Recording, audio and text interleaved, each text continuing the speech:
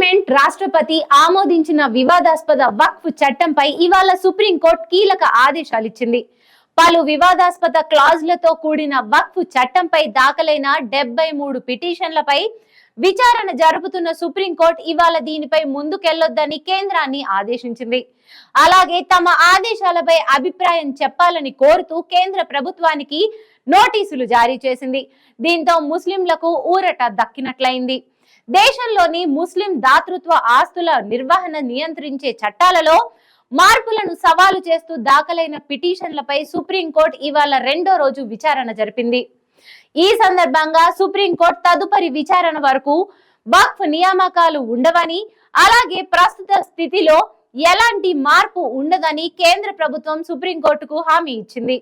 దీంతో సుప్రీంకోర్టు దీనిపై status quo విధిస్తూ ఉత్తర్వులు జారీ చేసింది. రాష్ట్రాల వక్ఫ్ బోర్డులు, కేంద్ర వక్ఫ్ కౌన్సిల్లో ముస్లిమేతరులను చేర్చడం వంటి చట్టంలోని కొన్ని భాగాల అమలును సుప్రీంకోర్టును మే 5 వరకు నిలిపేస్తూ ఆదేశాలు ఇచ్చింది. అప్పటి వరకు ఈ చట్టంలోని వక్ఫ్ బై యూజర్ నిబంధనను కూడా డీనోటిఫై చేయరాదని ప్రధాన న్యాయమూర్తి నేతృత్వంలోని ధర్మాసనం ఆదేశాలు ఇచ్చింది. అప్పటి వరకు వక్ఫ్ బోర్డులకు ఎలాంటి నియామకాలు జరగవని కేంద్రం సుప్రీంకోర్టుకు హామీ ఇచ్చింది. వక్ఫ్ చట్టంలో భారీ మార్పులు చేస్తూ కేంద్రం తెచ్చిన వివాదాస్పద సవరణ బిల్లును పార్లమెంట్ ఉభయ సభల్లోనూ కేంద్రం ఆమోదించింది.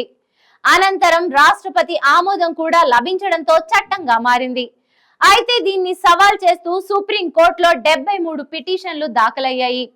వీటిపై నిన్న విచారణ జరిపిన సుప్రీంకోర్టు మధ్యంతర ఉత్తర్వులు ఇచ్చేందుకు సిద్ధమైంది.